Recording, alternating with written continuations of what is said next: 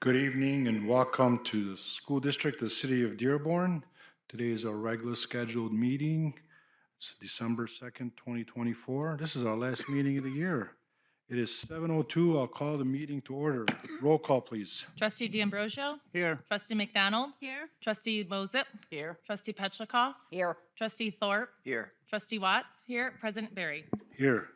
Next item, please. Pledge of allegiance to the flag. Ms. Eliza Hamoud, principal at Whitmore-Bolles Elementary School, will introduce students who will lead the Pledge of Allegiance.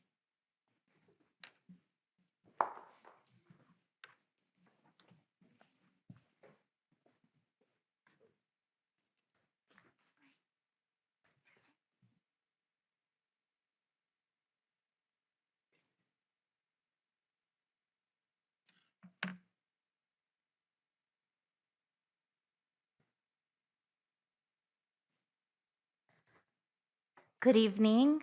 I'm Ellie Hamoud, principal of Whitmore-Bolles. I'd like to introduce Callista and Penelope Caruso, Alice and Virginia Riando. I pledge allegiance to the flag of the United States of America and to the republic for which it stands, one nation, under God, indivisible, with liberty and justice for all. Good job. Virginia? Watch your step. Here you go. Thank you. Did a great job. Alice? Thank you. Did a great job. Melissa? Did a real good job. Thank you. Good job. One more round of applause. Good job.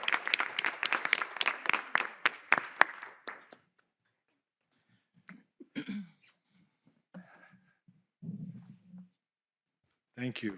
Next item, please. Superintendent's update.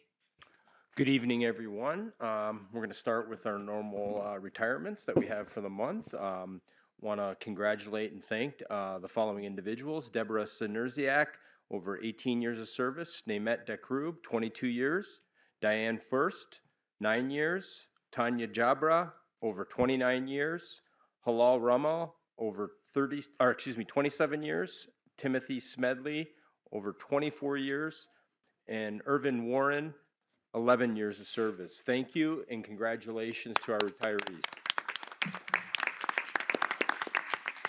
I'm going to move right along the agenda, Mr. President. Thank you. So first of all, happy holidays. I hope everyone had a great Thanksgiving. It's coming quick, the board meeting. Usually we have a little more time, but the way the calendar worked this year, hope you had a great Thanksgiving. And then I just want to wish everyone, I know we're 3 weeks away, but it is our last P12 meeting, as President Barry stated. So I hope everyone enjoys the downtime, whatever holiday you may celebrate, whether it's Christmas, New Year's, or other holidays, wishing you all the best, or just having some time with your family. It is a nice time during the season. We still got work to do over the next 3 weeks, but just wanted to throw that holiday greeting out to everyone. Next, my favorite thing in the district is the students. It was great. The Whitmore-Bolles students did a great job, and Miss Hamoud always invites me to their wonderful competitions, the last one, and I'm proud to be there with the students, and it's just wonderful. We got some good feedback on the last one with the costume race as well. So students, this is what we're about. This is why we're here. And we have a student advisory council. I know Dr. Swiden is here doing a great job leading the council. She never wants the recognition, but we're going to give it to her. She does do an outstanding job. And the students really do great work. It's so nice for me to see students. Some of our alumni, we're going to be planning possibly a reunion now that we've done it for 10 years. And we'll go back. We'll have students and graduates that are now doing well that want to meet up with us or have lunch, and we stay in contact. So we have 2 students that want to do an update, and I've told them, 4. We actually have 4, okay? So I'm going to have all of them. I only had 2 on the list here, but I will have all 4 come up. I know we had Jenna, Dakhlallah, Lola, Rose, and... Oh, Miriam. Yes, Miriam. Miriam helped with the performance. Okay. Okay. Sorry, I missed the other 2 off of the list, but... Oh, okay, okay. Dr. Sweden, I expect him to be able to recognize them all. Hi, board. We're from the SSAC, the Superintendent Student Advisory Council. We're pleased to be with you guys today. My name is Jenna Dakhlallah. I joined the council in the 2022 to 2023 school year, and I'm a senior at Dearborn High School. Hi everyone, my name is Maryam Abdessated and I joined the Superintendent Advisory Council last year and I'm a current junior at Dearborn High School. Good evening. I'm Lola Rose Song. I joined the council last year and I'm a senior at Edsel Ford High School. Hi everyone, I joined the council in my sophomore year, 2022 to 2023, and I'm a senior at Edsel Ford High School. Your name, please? Ami Fofana. Thank you. So every year we plan a MLK Day of Service. The Superintendent Student Advisory Council carries out initiatives to help support our local communities and beyond. This year we'll be volunteering at local food pantries and raising money to aid humanitarian efforts in war-torn countries to help serve communities in need. In addition, council members will be going to Dearborn Middle Schools to teach lessons about mental health and the different issues surrounding the topic and ways to approach them. So this year, one of our teams working on our MLK Day of Service plans is going to organize a raffle at each of our high schools to raise money for Palestinian Children's Relief Fund, humanitarian aid overseas in current war-torn countries. We are currently working on contacting local businesses to ask for donations of prizes to aid in this effort. In addition, our team will be volunteering at a local food pantry named Fish and Loaves in Taylor, Michigan. They basically provide food to families in need in the Metro Detroit area, and our team members help organize supplies at the pantry to help their cause. So there's like some pictures from last year of our SSAC team that helped to sort and package food items at the pantry. Okay. So last year we had Ami and Jaslyn, two of our SSC members, visit different middle schools to talk about the importance of like MLK and what it symbolizes, because a lot of people just think of it as another day off for school, but we really wanted like to get across like the meaning behind MLK. This year, what we're choosing to focus on for our middle school visits is the topic of mental health, like the stigma behind it and the different subtopics like underneath it, like bullying. And we're gonna be contacting different school principals and see if they would be able to host us. And we hope to like achieve like and like educate different like students of different ages in the middle schools about the importance of mental health and why you should be like taking care of like your mental health, not just your physical, and like how bullying, because that's going to be like one of the main issues we're going to be talking about, because it is unfortunately a prominent issue, not just in our district but other districts, because we all know some type of bullying we have experienced in our lifetimes at some point. So we really want to focus on that, and we hope to partner with the anti-vaping district committee. I'm a part of that. Our initiative is to prevent and hopefully end vaping in our district, and we're going to be partnering with them and speaking about vaping and its relation to mental health also. So that's what we plan to do this year. Okay, as Maria mentioned, me and Jaslyn went to Eunice Middle School and we presented the harmful effect of stereotypes. What we did was put a documentary clip of injustices African Americans had to face during the civil rights movement. Afterwards, we had an interactive circle, and the question asked to the students were, how have negative stereotypes affected you? The first few times, the students weren't really like in it. After a couple of students started to answer, we got more engagement, more reflections from the students. It allowed them to feel comfortable and connect to our message and more of their personal lives. We also received positive feedback from the teachers. And we just wanted to thank you for listening to the SSAC, and also our Instagram is listed up here so you can follow up with events we have planned. Great job. Hold on, young ladies. Hold on. Ladies, You don't get to get off that easy. some of Trustee us have Petrikov, go ahead. questions. When you go forward and talk about bullying, especially at the middle school level, I'm going to hope and I'm going to assume that you're going to also address the social media presence of bullying, because we're seeing now what's occurring because of that influence And it's a much bigger problem that I think has created a social-wide issue. We've already seen Australia canceling social media accounts for anybody under the age of 16, and we need to really start having that conversation in our buildings. Yeah, we're Maria, def- before you answer yeah, her, did yeah. you look at her face when you asked that question? Yeah, It lit up. she She knew. She it's was coming. ready. I Go ahead, I'm figured she sorry to would interrupt be. you. I just okay. want to point that It's out. okay, but yeah, you're right about that because that is actually like the number one thing we were discussing in our group. Because what we personally see in like buildings is not like bullying in the buildings, more like joking around, but on social media, it's like insane and the amount of cyberbullying that's occurring, like especially in our days, because it's much easier to tell someone online like a hateful comment than telling them in person because you're much more less to face the consequences, especially when you like create a spam account. So that's definitely something we're going to be addressing and hopefully emphasize the consequences that will result if you do participate in cyberbullying because it's like a really big issue, especially in today's society with the technology that little kids are being given access to. So that's definitely an issue that we are going to be like highlighting and speaking about the importance on. Will you also do me a favor when you go in and speak?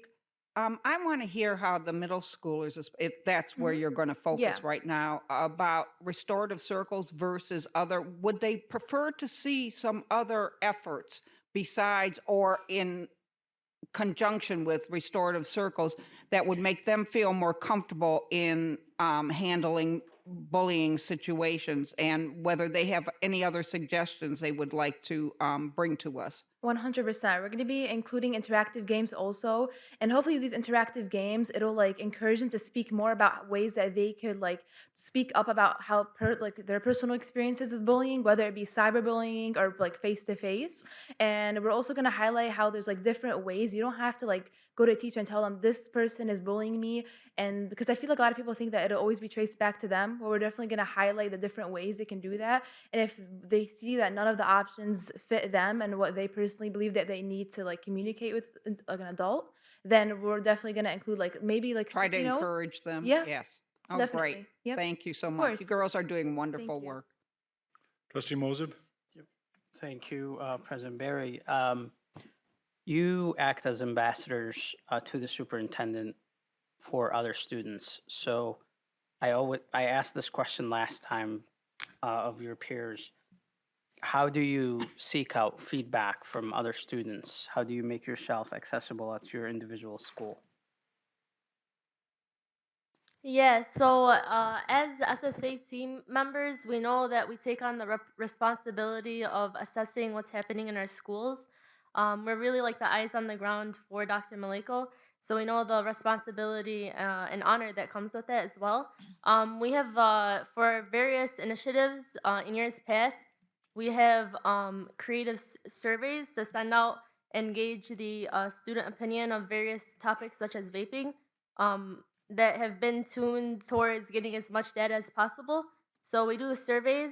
Also with our social media, we do a lot of awareness about like what we're doing as a group, as well as we continuously get opinions from our class. Trustee McDonald?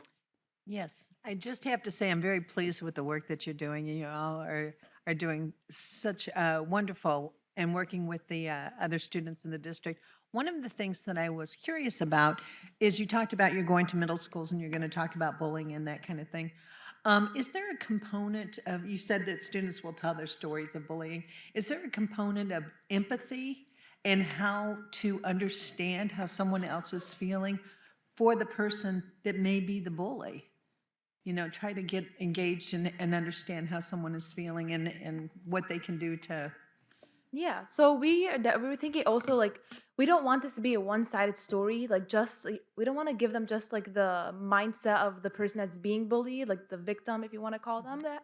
But we also want to like maybe the person that is doing the bullying is facing like personal issues at home. Maybe either you don't have a stable family life, or maybe they had got a bad grade in school. You never know, because whether you believe it or not, whether if you've been like a victim of bullying, maybe that person that was the bully was also a victim of bullying and thought that if by inflicting pain on others, they could hide the pain that they're feeling and that they'll seem stronger and not weak, therefore they won't have to face this bullying again. So we're definitely going to show the two sides of the story, not just one, because that'll provide like a more powerful message and it'll resonate more with the young kids. Wonderful. Thank you. And always remember, hurt people hurt people. Yep. Thank Trustee you. Watts? So we put together an anti-bullying committee. And so we have parents and we have some students, some staff on there as well. So a lot of the things that you are telling the rest of us here, we haven't heard from our adults. So you guys are the eyes and ears, but you guys are probably much better at probably trying to extract information from students because there's always the stigma of snitches get stitches and the nobody's listening to me. So I commend you for being able to share that with us. So on our end, we're trying to help out, and you're trying to help out and in the building. So what do you want the adults to know?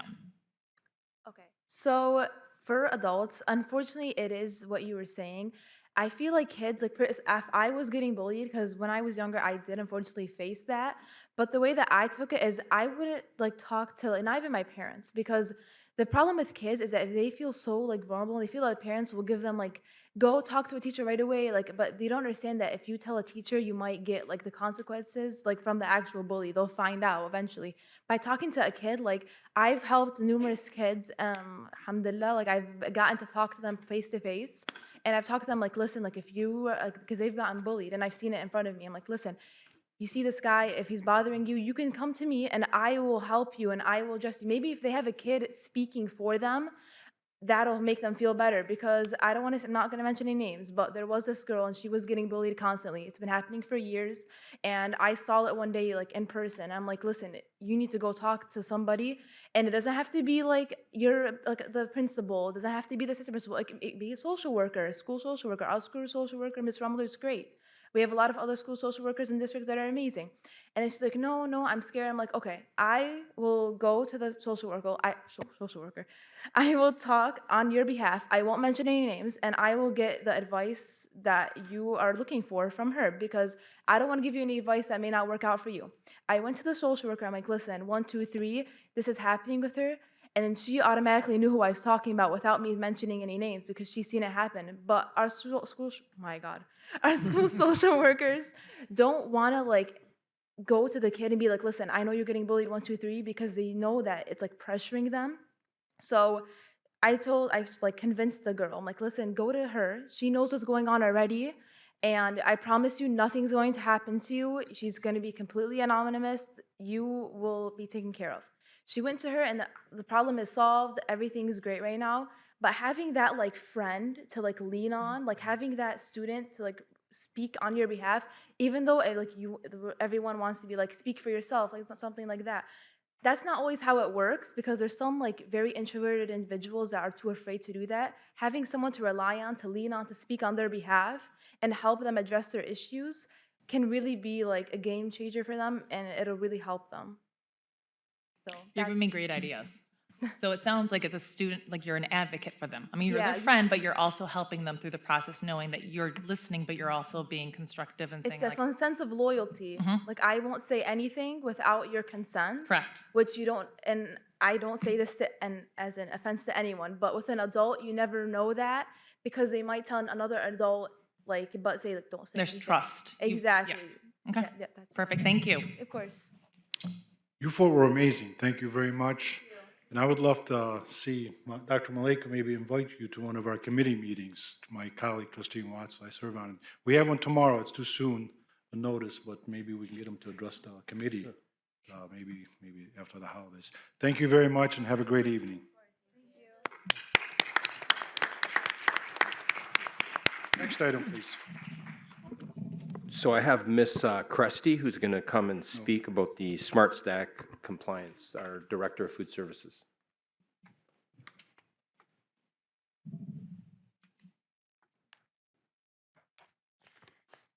Good evening.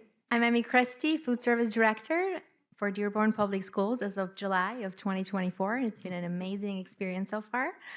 I just want to thank everyone for allowing me to come here tonight and discuss and inform everyone on things that we need to do in our schools, not only that affect cafeteria, but affect all students, rules that we need to follow that USDA has regulated for us, and just inform and answer any questions that you might have in regards to these. On this agenda today, I'm going to try to keep it brief, and so I will allow you to ask me any questions in this regards. We're going to talk about the smart snacks and the fundraisers and how they affect the schools and the regulations that USDA has set for us. So just a brief explanation. This PowerPoint is shared with you all, so as I go along, I'm not going to read the slides, but I just want to allow everyone to know that the rules that are for school cafeteria apply for every other retail and source of retail that exists in schools. Includes fundraisers, school cafeterias, activities, and everything that happens in there. So we encourage students to spend money on healthy food and meals first, and by not making unhealthy choices available, that will eliminate the way that, or the ways that they'd have to spend the money on non-healthy snacks. The non-healthy snacks are competitive foods for the food service department, but they're also, again, like I said, encourages students to spend the money wisely. So during the school day on a school campus, it's from the 30 minutes after the end of the official school day all the way to the next day. All the activities can happen normally, but during the school day, no sales are allowed in the cafeteria and in the school stores. Overview: smart snacks in schools includes all food sold from the midnight before to 30 minutes after the end of the official schools. Food sold in vending machines, fundraisers, school stores, snack bars, food trucks outside of schools as well. So the items that are sold in the school stores and the fundraisers, they also have to meet the smart snack compliance. Those are the regulations that were in 2010, but No Kid Hungry Act that Michelle Obama regulated for all the schools, are the regulations that we have to follow as a department on a daily basis to serve breakfast and lunch for students. Those are the same regulations that are supposed to be followed by the school stores and every other sale that happens in there. Nutrition standards for schools are listed here on the slide. I really don't want to read this for you because those are regulations that we follow as a department, but that's the same ones that the school stores have to follow too. And again, more information on the regulations that we have to follow. So every snack that's sold in school is no more than 200 calories and 200 milligrams of sodium included in added condiments, butter, and condiments and others that we can serve. In order for the school stores to be able to serve and sell snacks, they have to follow a smart snack product calculator, and all items that they're selling on a daily basis have to be ran through this calculator. And that's like a sample of reading a label for a snack. Like you look at the calories, the serving information, the nutrients.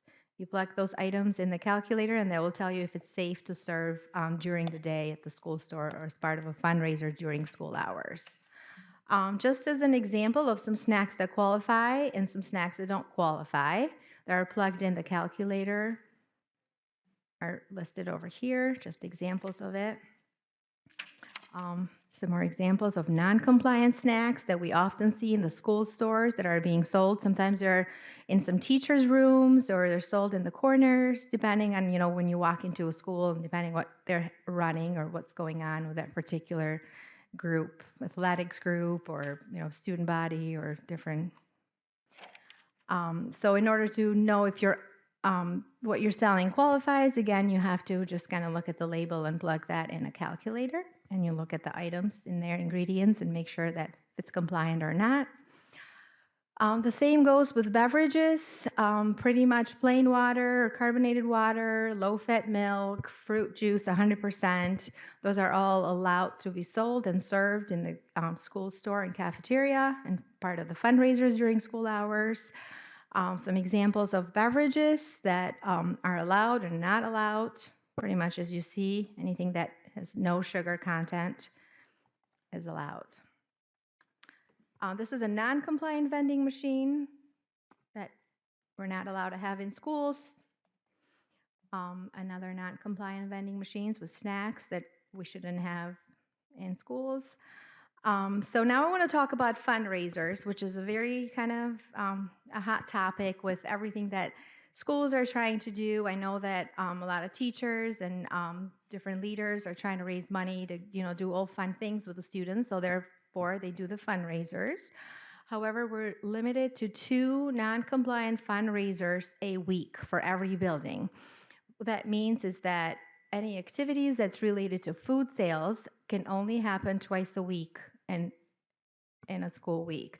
So that includes the school stores. So let's say an athletic group is trying to sell cookies. The school has to declare or pick 2 days that they're going to run those non-compliant fundraisers and declare them. And I have right now multiple schools that have declared those and told me that, let's say on Wednesday and Friday of every week, I'm going to run the school stores with sales and also run fundraisers and such. Now, non-food items they can sell throughout the day, just only food items that the students can eat during school hours are not allowed other than the 2 days that they're declaring. Also, the location of the exempted fundraisers, not near the cafeteria or anywhere that's near a school, near the hallway that leads to the cafeteria or nearby where students have access. So you should see not right outside of the serving area and such. Fundraisers like pancake breakfast or pizza lunches, they cannot take the place of the school food for the day. If they're trying to sell those items, they're going to have to be packaged and taken home with the student and not served during the day. What happens is when those items are sold in a cafeteria or in a school store, it comes with a responsibility because then the health department is going to have to get involved because anyone that handles or serves ready-to-eat food, they need to maintain a license and it has to be tracked by a ServSafe certified. And they cannot be mixed with a cafeteria. So if school stores are selling ready-to-eat items, they need to be responsible for having a ServServe certified person in there that's handling it and a health department and a license that's going to have to be monitored twice a year like cafeteria does. So the monitor compliance, every school that's handling fundraisers and has school stores that sell food items in there, this is the form that the USDA and MDE has introduced to us, and it's maintained in the building. The person in charge of that school or that building has to fill this out every time that they run a fundraiser or a school store is operating. They fill this form and they keep it in their file. And during an administrative review or an audit, usually, that's always one of the components that is checked and make sure that we're in compliance with that. So just like I mentioned, this is pretty much some of the regulations that needs to happen if a school store is selling ready-to-eat food, and it has to follow all the allergies and the standards for operating procedures that we call them SOP. So pretty much the best approach is for the school administration, teaching staff, and food service staff to work together for the best interest of health and health of the students. School meals are first priority, and I think students should be encouraged to spend the money wisely on items that are, healthy for them. Sales of the frozen pizza, cookie dough, any items that are pre-ordered that the kids can take home and they can cook it at home, that's fine to do. It doesn't have to have, be part of the fundraisers or the non-compliance. There's some ideas of non-food fundraisers just so that, we can help the students be able to raise money to do fun things for a good cause. Kind of gear away from the foods that is ready to eat. With any questions, there is some links here. They talk about the calculator for the smart snacks, you know, the team nutrition guides and other information that if you have any, need more resources or want to go into details, there's links, but I'm happy to answer anything that you might want to know right now. Any questions? Trustee Petrikov? Who goes into the buildings to verify, you or? So when school started, during the very first gen admin, I introduced pretty much this rules and regulations, and I asked that everyone has a person in charge that handles this, and I asked that they declare those days, and I try that every 3 months I go out there, I run, you know, unexpectedly, and let's say one school told me that they're doing the fundraisers on Tuesday, Wednesday. I go there on Thursday and take a look at the school store, see if it's open, see what they're selling. And if I find any violations, then I reach out to the principal, who usually just directs me to another person that's handling it. And I've gotten really good responses. I've gotten no responses. I walk into schools and there's chips being sold on the corner. Like there's kind of a mix of everything pretty much right now, so. Did we just start this now since you've come on board? So the Smart Snacks and Fundraiser rule, it's been since 2010. However, in 2015, there were a lot of schools in United States that during administrative reviews, they were penalized even financially when, you know, they find out that these regulations are not followed. Our department has to follow strict guidelines, and it's expected that everybody else in the building, when it comes to food, it pretty much respects and follows the same guidelines to help food services accomplish what they need to accomplish. It has to be all around. It cannot just be half an hour in the cafeteria, you serve the right food, and then the kids can just turn around and go to the school store and then get $20 worth of stuff that they shouldn't eat anyway. So Well, accessible to them Yeah. is the problem. I'm assuming there's been a learning curve then, because this is the first time we've really had a presentation that's gone into this depth. So for the state of Michigan, I know that during COVID, all the administrative reviews kind of like weren't pretty much to the fully, you know, detailed. And then coming back, we are not on the list to get audited this year. Next year, our district will get audited as their department, and this is going to play a 25% pretty much huge portion of that administrative review. I know other districts that have gotten in trouble because of this, and so I want to make sure that we're proactive so that we're not running into the situation. And pretty much, I mean, developing the palates. I mean, these kids, they may not, we always say like, okay, what can we do here at school? But they go home and they eat McDonald's anyway. I guess the foundation is hopefully, you know, we'll introduce them to enough items that are healthy for them that we just kind of amend their lifestyle in a sense and just hopefully, you know, help them make the right choices. So it just has to be all around.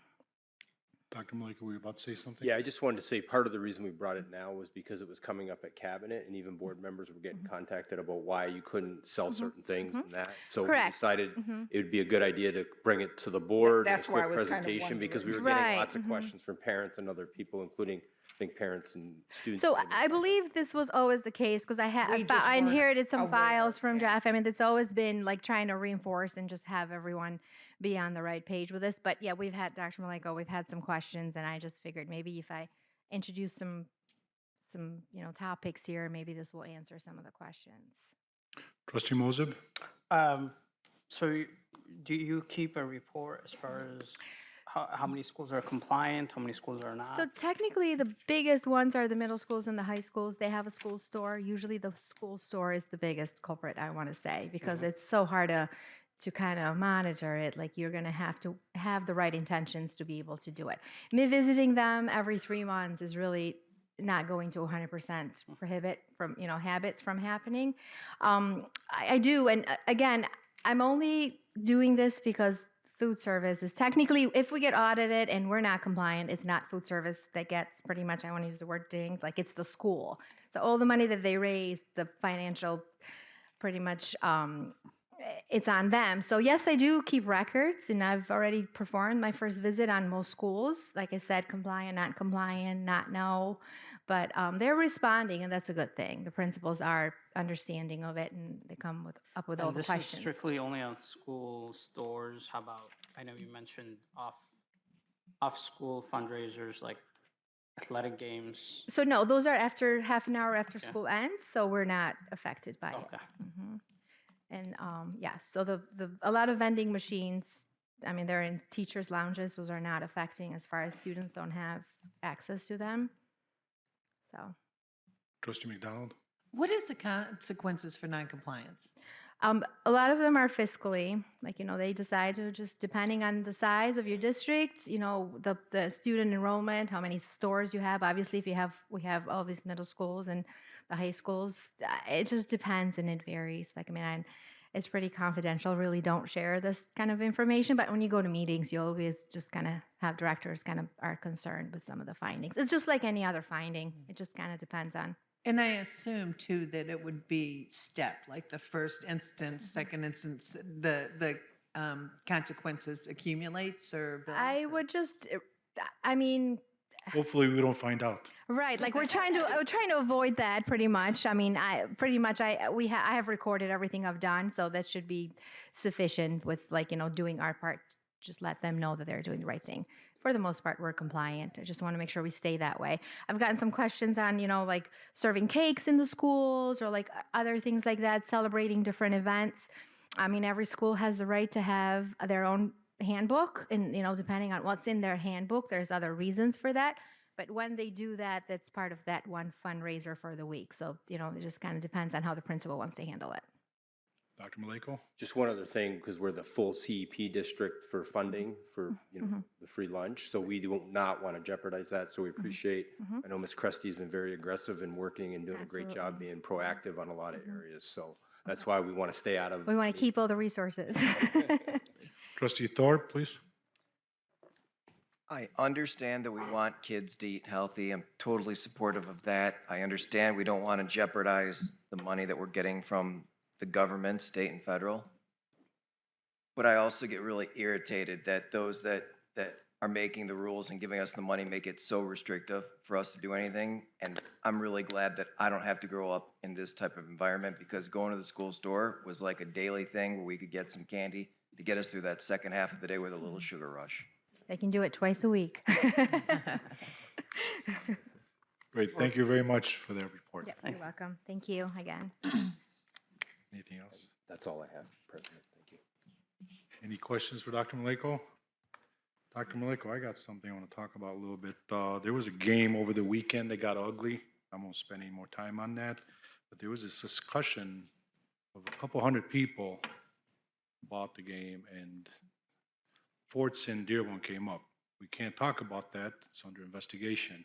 I just want to address some of the comments in that discussion that no, Dearborn Public Schools is not sweeping this under the rug. It's under investigation. The administration, law enforcement is dealing with this, and Dr. Maleko and his team will do whatever is appropriate. What I wanted to comment on is sportsmanship. We all understand that the theater, the football field, the basketball, those are classrooms too, and we need to get back to, and I mean that, get back to teaching sportsmanship. So all along I've heard that there was an agreement that we're not going to shake hands after this game. There was hundreds of games that went on since the playoffs started, and I would say 99% of the teams, win or lose, met at the 50-yard line, shook hands, and went on. So I would like to see, maybe I'll work with the policy committee and talk about this as maybe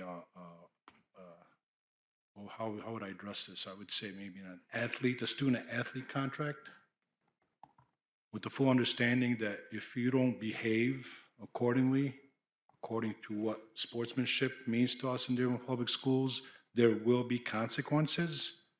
And, everybody always mentions, well, what about the seniors? What about their last football game or last basketball game?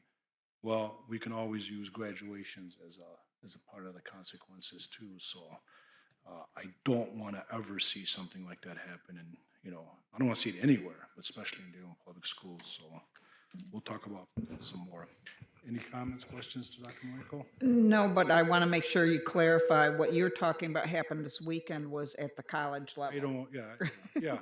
So that people don't I think think- something else occurred. No, most people again. know that, yeah, it was a college game, got ugly, and there was discussion about that game, and there were people, I have no clue who they are, that specifically mentioned Forts and Dearborn. Thank you for clarifying that, yeah.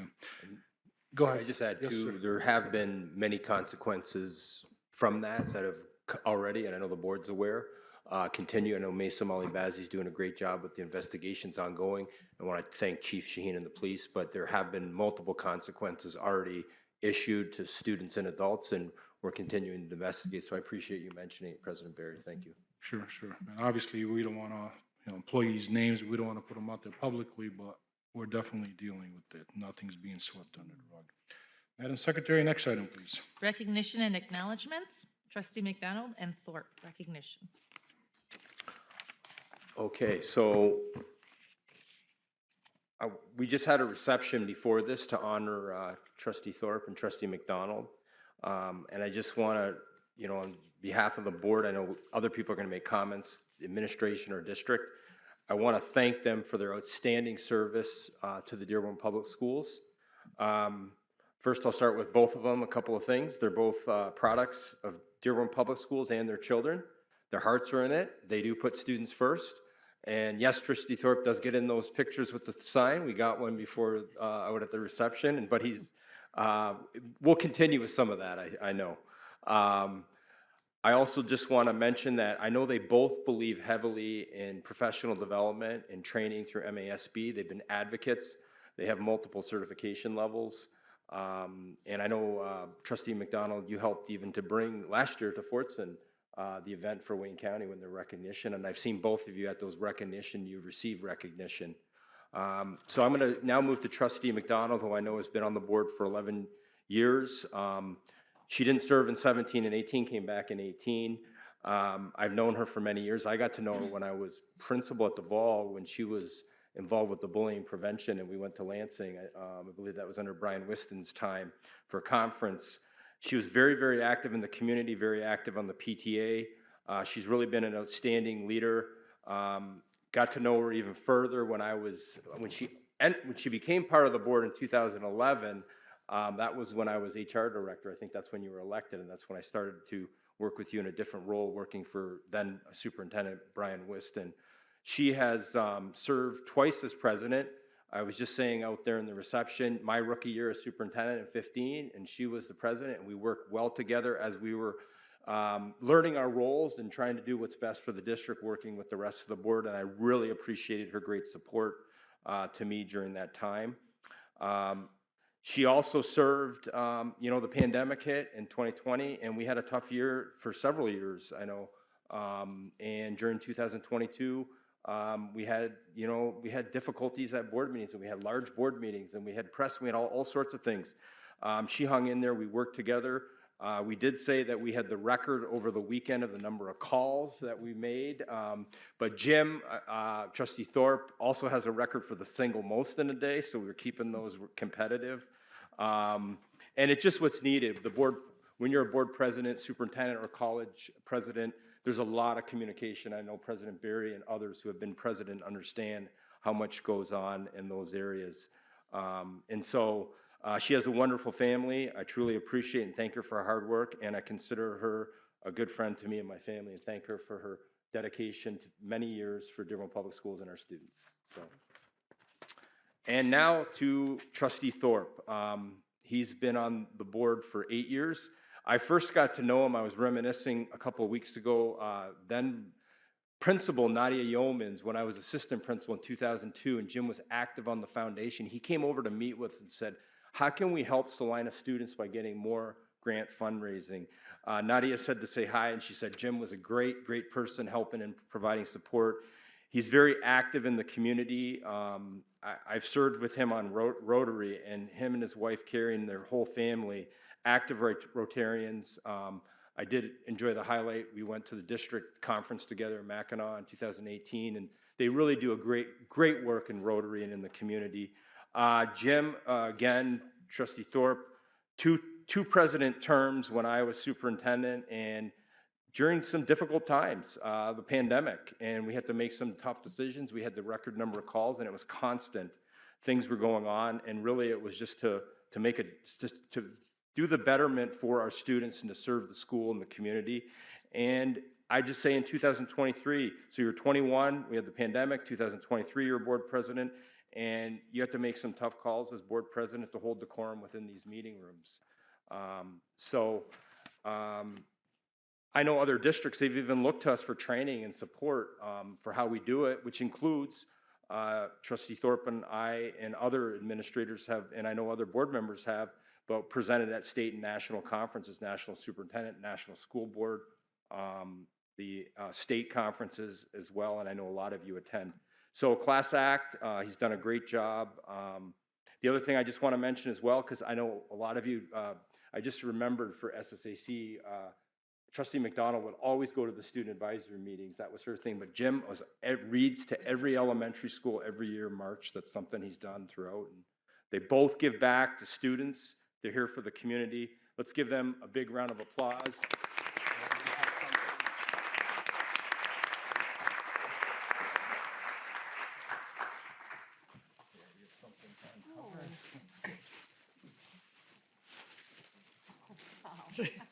Oh, I'm taking this. If you don't So notice this me is all sneaking. Michigan. This is all Michigan, and there's a blanket with the student first on it. And great. We're 30 minutes after the school day, right? Because I'm just. I'm not selling. Board meetings don't qualify. We're good, right? Emmy, right? After hours. Now we all know. But thank you both. Any other comments under this? Trustee Watts? So beforehand, we had a reception, so many of us had shared some words there, but I wanted to save mine here. For, a parent who had never been and served on a board before, coming in was new, but it was also during COVID. So for a full year, I don't think we actually met each other. It was all on Zoom. And like anything else, you see it on TV and you think that you have you think you know what's actually happening until you get into these seats. And you realize how much time you spend with these individuals. During COVID, it was a little bit different on Zoom.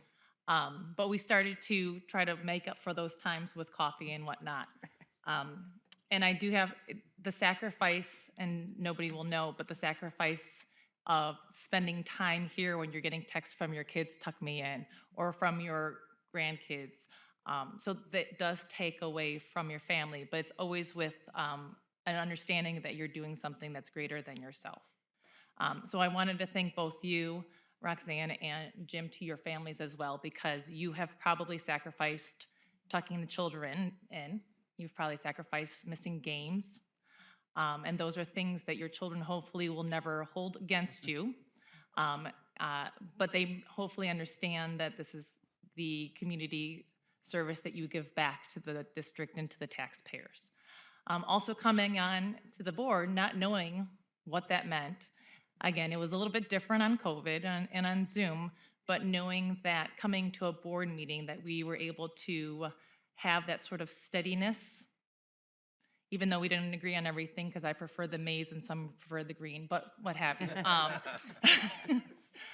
But it was always great to be able to have that, and just to have a couple of minutes. It's not going to be long, in-depth conversations, but you know that at least twice a month you're going to see these individuals. And you get to know their families, and you get to know what is happening in their lives that nobody else will probably know. And so that's it's a gift that you shared with us. And I think it's a greater gift that your family shared you guys with us. So on that note, I just wanted to thank both of you and both of your extended families for the service that you gave us. Trustee Mosen? I'd also like to thank Jim and Roxanne for their leadership, for their mentorship for me as a new board member appointee in 2019 and then a full board member in 2020. I cannot say how much institutional knowledge that we will be missing from both of you, so please expect some calls from me at least. Hopefully you'll answer. And you will be dearly missed on this board. So thank you for your service, and I'm sure we'll see both of you more often. Trustee D'Ambrosio? I'd like to thank Jim and Roxanne for their leadership and their support to me when I came on the board, along with the rest of you. It was a great learning experience, but I knew I could always call either one of them to get some knowledge. And I just want to thank them for their community service. I've done a lot with Jim, and I've known Roxanne for a long time. So I want to thank both of you. This is the only time we're going to hear Pat speak. Mary, be nice. You know what, I shared some thoughts outside in the hallway earlier, but I'm gonna keep mine simple right now because I got everybody all teary-eyed earlier. But Jim and Roxanne, thank you for your service to this district. Thank you for your service to this community. This community is very lucky to have two people serving like you. Thank you to your families too for giving up. And yes, Irene, your kids will hold that against you until they get old and they understand what you did. So We have a therapy fund Yeah. started, don't worry. And the birthday lunches and the coffees will continue. I can guarantee you that. So thank you. Anything else?